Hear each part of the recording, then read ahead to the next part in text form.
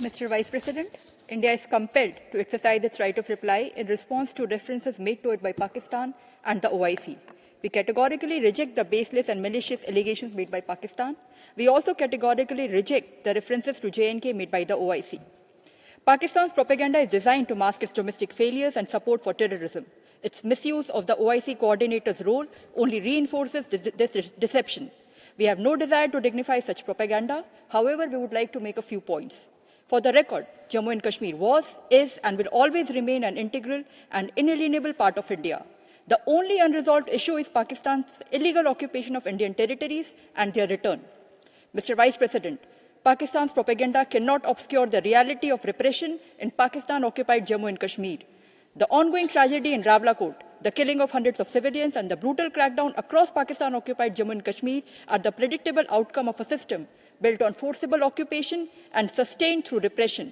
Decades of military land grabs, demographic engineering, and the denial of basic freedoms have brought matters to a point where even demands for bread, electricity, rights, and dignity are met with bullets and brutality.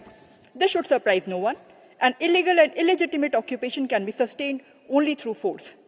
Mr. Vice President, this is the country where the sitting defense minister boasts of hosting, training, and deploying terrorists as state policy, and yet Pakistan calls itself a victim of terrorism. Indeed, a paradox which only Pakistan could sustain. It is a living example of a Frankenstein state which is shocked when its own monster bites back. Mr. Vice President, our position on Indus Water Treaty is well known.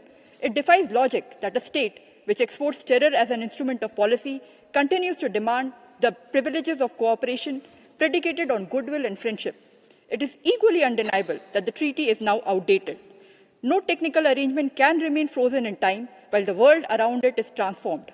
A treaty negotiated in 1960 cannot be treated as a perpetual entitlement, which is insulated from accountability, detached from present-day realities, and untouched by the profound changes of the past 6 decades. The escalating impacts of climate change, advances in technology, and the growing imperative for sustainable clean energy demand a re-evaluation of the treaty's relevance and applicability. Mr. Vice President, instead of coveting Indian territories, Pakistan would serve itself and its people far better by putting its own house in order. Its seasonal theatrics in this council have long outlived any novelty.